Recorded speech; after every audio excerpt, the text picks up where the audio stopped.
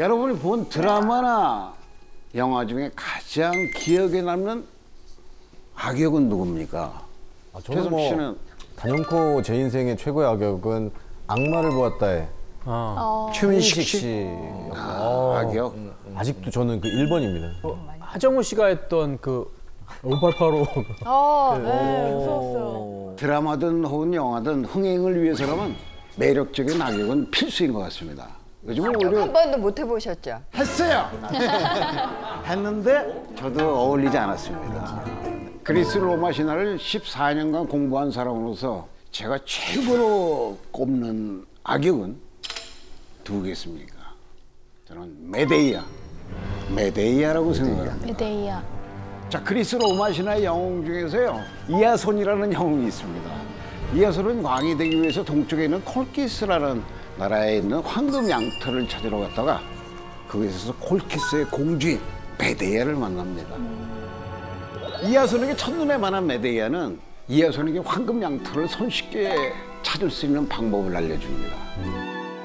하지만 그 황금 양털은 콜키스의 보물, 그걸 넘긴다는 건 나라를 배신하는 행위였죠. 메데이아는 이아손과 도피를 결심을 합니다. 그런데 이걸 아버지가 가만히 두고 볼 리 없죠. 메데이아가 아버지의 추격을 피하는 모습을 묘사한 그림인데요.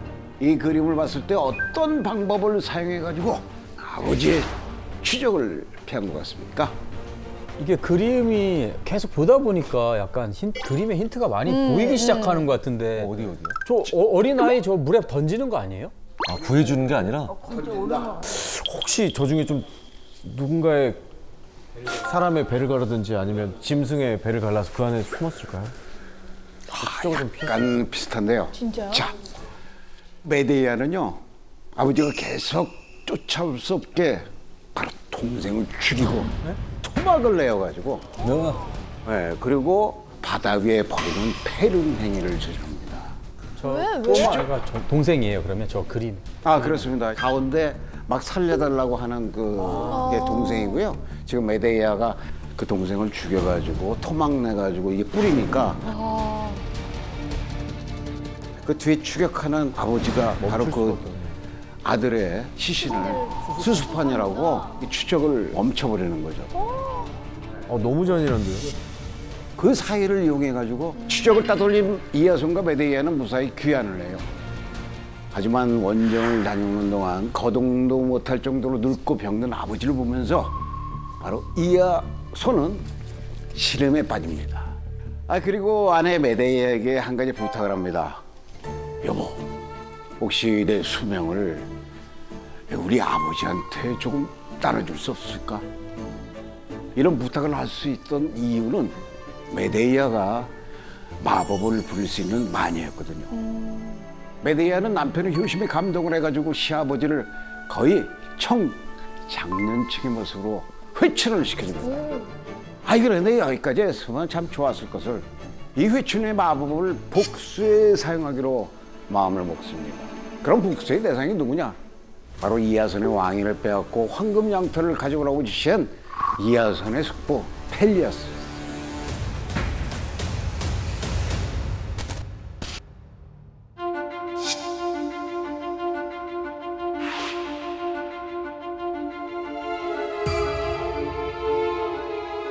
우선 이 펠리아스의 세 딸에게 메데이아가 찾아갑니다.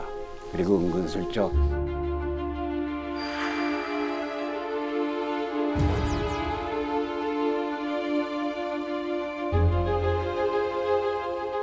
이걸 들은 세 딸은 우리 아버지도 제발 젊게 만들어주세요 이러면서 뭐든지 하겠다는 약속을 메데이아에게 합니다. 메데이아는 마법으로 왕과 부하들을 모두 깊게 잠들게 만들고 딸들을 아버지 방으로 데리고 가서 왕의 침대 주변에 이렇게 뺑 둘러서게 만들었습니다. 그리고 이 딸들에게 칼을 줍니다. 세 딸은 잠시 망설이지만 아버지를 회춘시킬 수 있다는 생각을 가지고 찔러요? 마구 마구 찌르기 시작합니다. 이아손의 왕위를 뺏었던 왕 펠리아스는 결국엔 세 딸의 손에 비참한 최후를 맞이합니다. 메데이아가 왕을 죽이자 모든 백성이 들기어납니다. 그래서 이야손과 메데이아는 바로 이 코린토스로 도망자 신세가 됐습니다. 메데이아는 이야손과 코린토스에 정착을 해가지고 아들 둘을 낳고 행복하게 살았어요.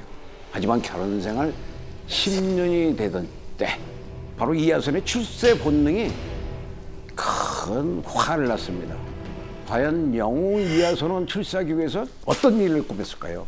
뭐 다른 집안이 좋은 여자를 뭐 만나던가. 만난다든지. 예. 근데 그거보다 다이렉트인 방법은 내가 되고 싶은 그 나라에 가서 우두머리를 제거하는 게 가장 빠르지 않을까요? 왜냐면 자체가 일단 영웅 계보에 들어가 있는 분이라서 싸움도 굉장히 잘할 것 같고 이야손이. 자, 메데이아와 이야손이 정착한 코린토스는 크레온이라는 왕이 통치하고 있었습니다. 이 왕에게는요 외동딸은 있었지만 왕위를 이을 후계자가 없었습니다. 그래서 이미 유부남인 이야손을 자기 딸과 결혼시키고 후계에 물려줄 그런 생각을 합니다. 그건 메데이아. 내가 코린토스. 뺀소년에. 이야손은 내가 코린토스 공주 와서 결혼해야 우리 자식도 행복하고 당신도 행복하고 모두가 행복해질 수 있어. 이런 계획을 늘어놓으면서 메데이아와 이혼을 열심합니다. 그런데 메데이아가 누굽니까? 악녀죠, 악녀. 이야손을 사랑해서 나라의 보물도 스스로 넘겨주고 친동생까지 자기 손으로 죽인 여자잖아요. 남자 하나만 바라보고 다 버리고 이렇게 쫓아왔는데 닥쳤던 개신사가 될 것 같은 상황이 펼쳐지고 있는 겁니다. 심지어 코린토스 왕은 메데이아가 본인의 딸에게 해코지를 할까 봐 두 아들을 데리고 당장 떠나라면서 추방 명령을 내립니다.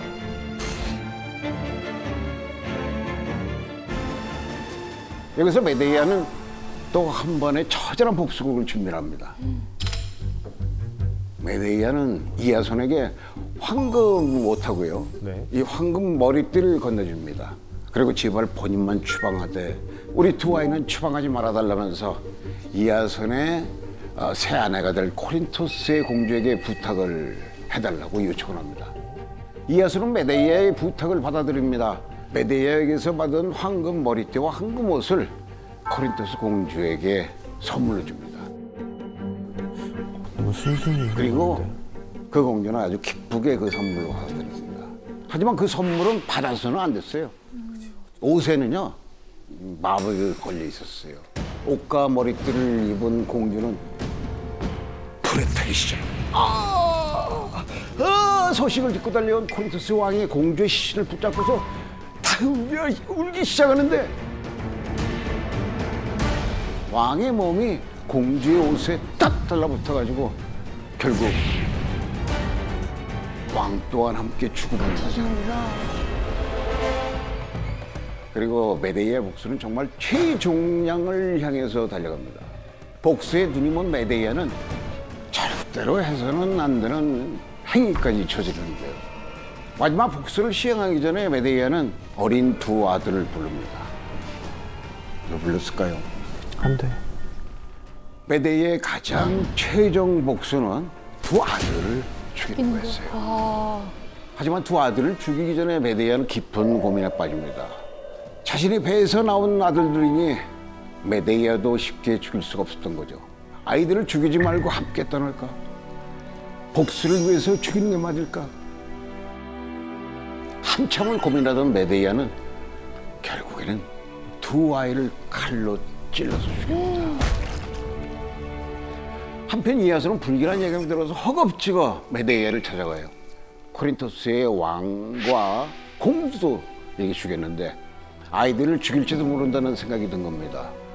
하지만 이미 늦었습니다. 아이들은 엄마 손에 목숨을 잃었습니다. 이야손이 제발 아이들이 시신에 작별의 키스라도 하게 해달라고, 장례라도 치르게 해달라고 빌지만 메데이아는 아이들이 시신을 가지고 코린토스를 훌쩍 떠나요. 그리스라는 사회에서 자식 없이 죽는 것은 가문의 수치로 불렸습니다. 그런데 메데이아가 두 아들을 죽임으로써 이야손은 가장 비참한 존재로 전락을 했죠.